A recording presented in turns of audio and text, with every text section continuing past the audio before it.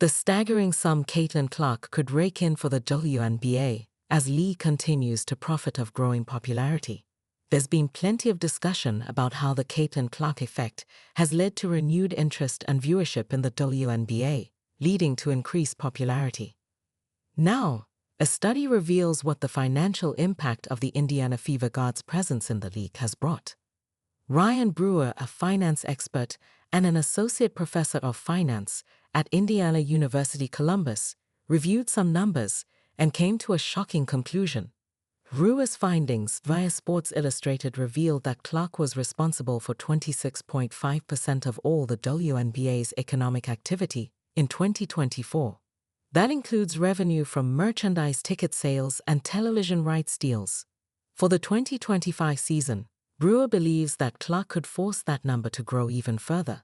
If things just go as they were, and we have an expanded season of 22 home games with modest inflation, I'm looking at $875 million, Brewer told NBC News. And I could easily see that eclipsing $1 billion on the economic impact of Caitlin Clark this year. That 22 home game season could grow even more if the Fever make the playoffs, which they're projected to do. Of note, Brewer's numbers aren't from the WNBA, which is a private company and does not disclose its revenue. That said, it's clear to see that Clark has been a massive help to boost the ratings and attention the league gets. Clark and the Fever will be seen on 41 nationally televised games, the most of any WNBA team.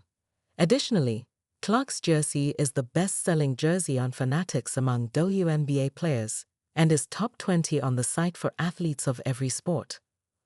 Calls mount against Indiana Fever HC as confusion grows in WNBA community after Caitlin Clark and co.'s heartbreak. New York versus Indiana was a battle of the giants if there ever was one, and it did not disappoint. While we were all waiting for the INS Fever's Clark matchup, it was actually Aaliyah Boston and Jonquel Jones who put on a show tonight, with both centers putting on a rebounding masterclass in the paint. The clash between the Liberty and the Fever had just about everything a fan could want: buzzer beaters, foul trouble, and controversy aplenty.